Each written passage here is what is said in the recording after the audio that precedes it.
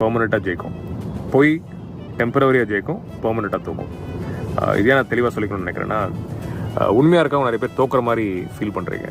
எனக்கு அந்த மாதிரி மெசேஜஸ் நிறைய வருது. உண்மை என்றைக்குமே தோக்காது, என்னை நம்புங்க. அந்த நேரத்தில் நீங்கள் கஷ்டப்படுற மாதிரியோ இல்லை நீங்கள் உண்மையாக செய்கிற விஷயமோ நியாயமாக செய்கிற விஷயமோ தோக்குற மாதிரி தெரியலாம். அநியாயம் விஷயம் பண்ணுறவங்க இல்லை தப்பாக பண்ணுற விஷயங்க, ஷார்ட்கட் எடுக்கிறவங்க, அடுத்தவங்கள போட்டு பார்க்குறவங்க, காலை வர்றவங்க, இவங்கெல்லாம் வந்து ஜெயிக்கிற மாதிரி தெரியும். பட் நிரந்தரமாக நிற்காது. நம்புங்க, உண்மையை நம்புங்க. இதனால் உண்மையை நீங்கள் நம்பாமல் விட்டுறாதீங்க. ஏன் சொல்கிறேன்னா, உண்மையாக இருந்தீங்கன்னா இடி மாதிரி நல்ல விஷயங்கள் நடக்கும். அந்த நேரத்தில் நடக்கிற மாதிரி தெரியாது. பொறுமையாக இருங்க, நல்லதை மட்டுமே பண்ணுங்கள், உண்மையை மட்டும் பேசுங்க.